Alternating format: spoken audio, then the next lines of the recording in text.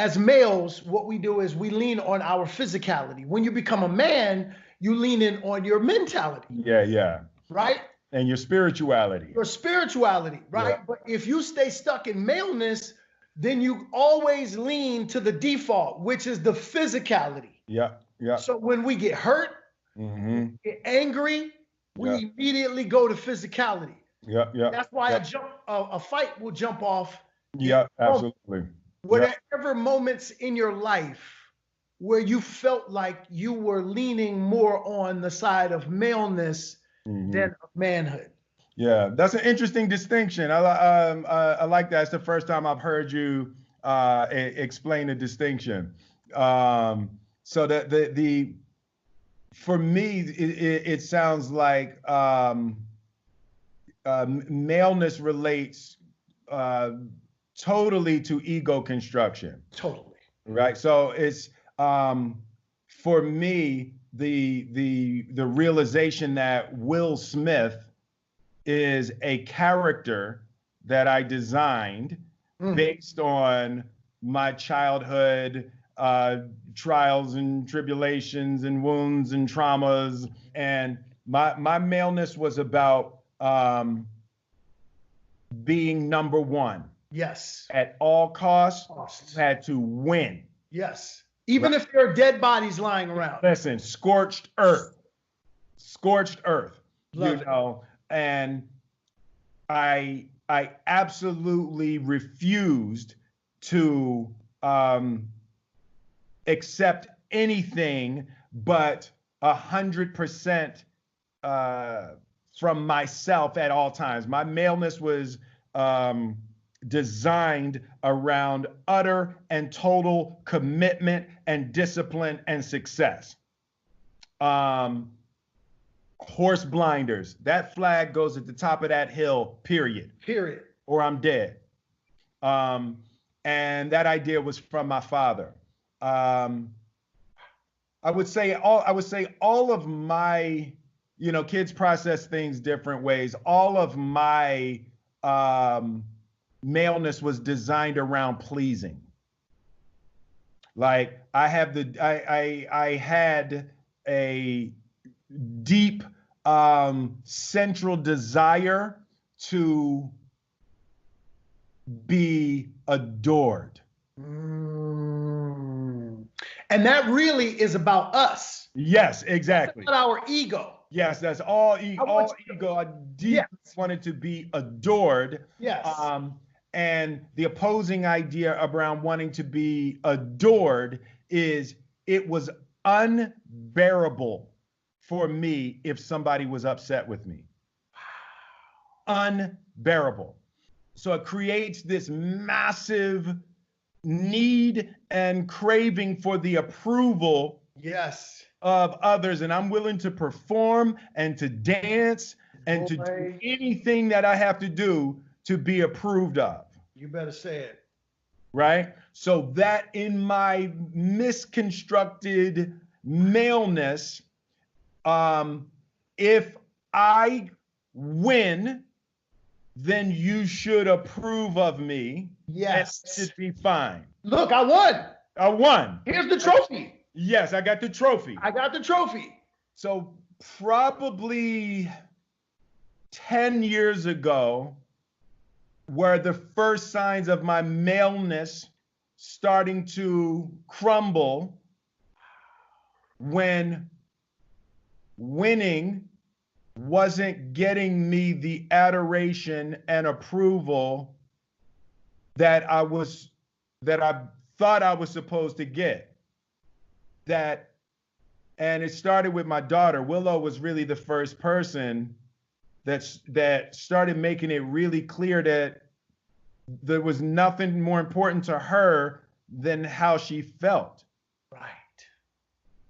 So my concern in her mind, she didn't care anything about winning or not winning or whipping her hair or never. She was going to do it till she didn't feel like doing it no more. And then when she didn't feel like doing it, it was her job for me to take care of her feelings. Right. Right? Not beg her to approve of me by win like I win. Yes, exactly. Yes. So 10 years ago is when my facade of maleness really started to crumble before me. 8 #1 movies in a row, all over 100 million. The run of life. No actor will ever have another run like this. Top of the world. Nobody will ever be able to do this. And my whole family and my personal life was scorched earth. Nobody was happy. And people were miserable and angry at being driven in that way. Yes. And as weird as it sounds, part of my matriculation from maleness into manhood was I actually, and it always, I've said it a couple times, it sounds weird as hell, I discovered feelings. Right? That's so good, bro. That's so good, bro. Because that's accurate. Yes. Because you go, oh, wait. So part of living is this thing? Yeah. Yeah. Oh, okay. Okay. Right. And it was weird as hell, but like I said, Willow was the first person where I started to really have to stop trying to accomplish what I wanted to accomplish. Yes, even through her. Even through her, right? Because she had whipped my hair, top 10 record, all of that. Yes. She's like, yeah, I'm done. But really, her win was your win. Was my win. Yes, you were going to direct her. You were going to coach her in the ways of winning. Absolutely. Yes. Absolutely. Yes. Even if it killed her. Even if it killed, particularly if it killed you, because that means we really won if you died.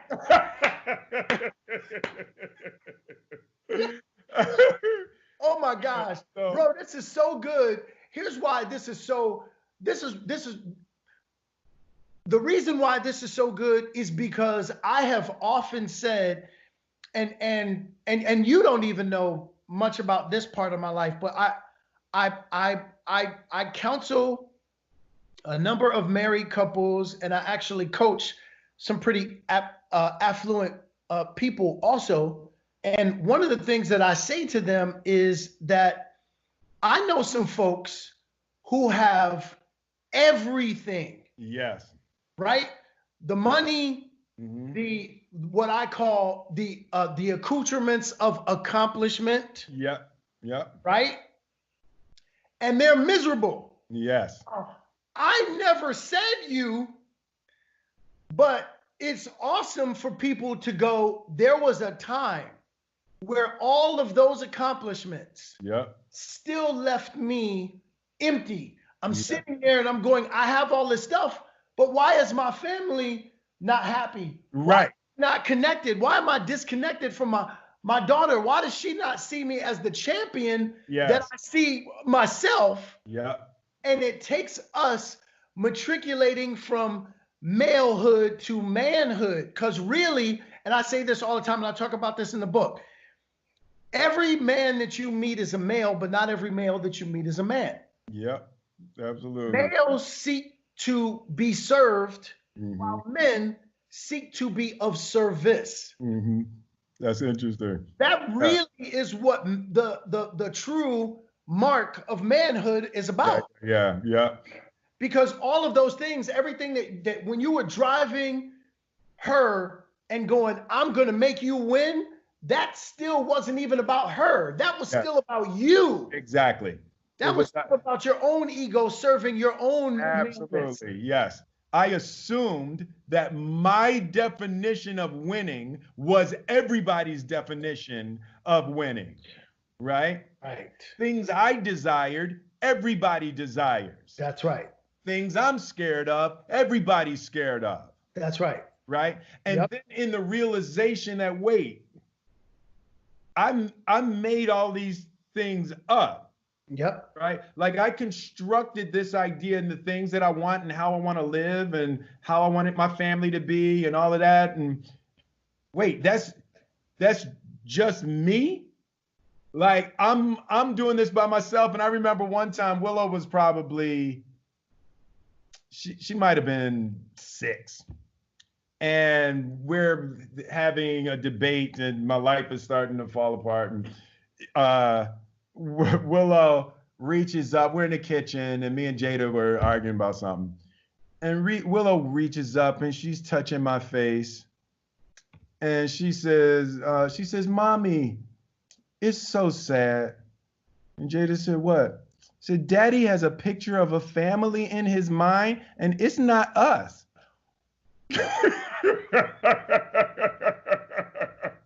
I was like, how old was she? I was like, how old was she? She was like, she made 6 or 7 in there somewhere. She said, "Daddy has a picture of a family in his mind, and it's not us." And I was like, wow. Let me tell you something. God sent her as a messenger. A messenger, exactly. No question. Exactly.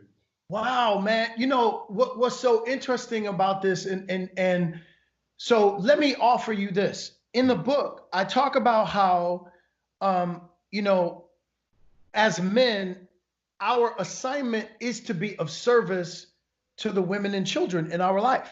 Yeah, I tell folks often that acting is my passion, but activation is my purpose. Love that. Now, let me tell you something.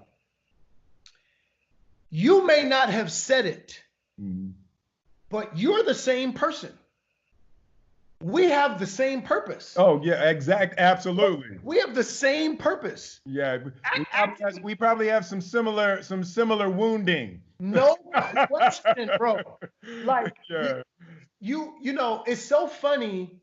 I have often said that my marriage began as a man. My marriage began the day that I stopped trying to change my wife to accommodate things that were broken in me. Exactly. Yeah. Did you ever find yourself in that space? Oh, absolutely. Yeah. It's you know, it was a brutal transition for me. You know, I talk about it in terms of having to retire my picture of what the relationship needed to be. When I had to just let go. And, you know, it started when Willow said that thing to me. And having to really, truly reevaluate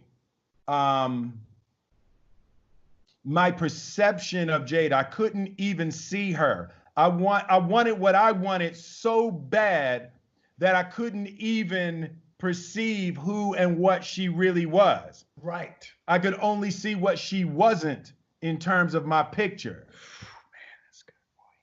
You know, and in that transition from maleness to manhood, a big part of manhood for me has been the realization that there is no external circumstance I could manifest that would make me happy. There's no amount of money I could make. There's no amount of sex I could have. There's no amount of adoration I could really receive. There's not that happiness is an internal condition that is deeply connected to healing your childhood wounds and curing the scourge of maleness. Yes, indeed, all day long. Oh, that's too good, man. Yeah. It's so phenomenal for everybody to be able to hear someone who really has access to anything they want, to be able to say, that's not the stuff that's going to make you happy. I often tell folks that people who are really accomplished and use these resources, we think because, you know, the layman who doesn't have those particular resources, they feel like, well, if I had those, if I had an endless supply of Jordans. Yes, exactly. If I had a helicopter. Yes, right, exactly. You know, if I owned an island. Yes, exactly. I'd be happy. I'd be like, no, you'd be distracted. You'd be distracted from your unhappiness. Well, You'd be distracted from your brokenness. You'd be distracted from your traumas. Yeah. But that wouldn't make you happy. Your life is a reflection of you, right? So it's when you look around you, and whether you like it or not, it's a reflection of you. No question. Right? It's like your thoughts, your beliefs, the energies within you are daily cultivating and creating your life.